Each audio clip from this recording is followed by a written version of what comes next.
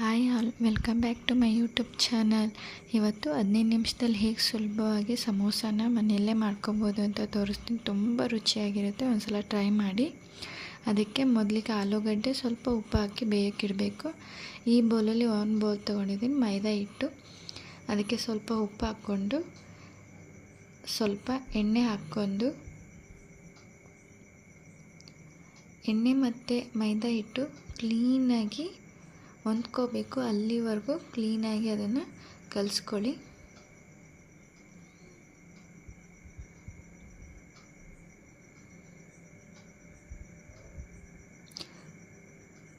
ಎಣ್ಣೆ ಮೈದಾ ಹಿಟ್ಟಿನ ಜೊತೆಗೆ ಹೊಂದ್ಕೋಬೇಕು, ಅಲ್ಲಿವರೆಗೂ ಅದನ್ನು ಕ್ಲೀನಾಗಿ ಕಲಿಸ್ಕೋಬೇಕು.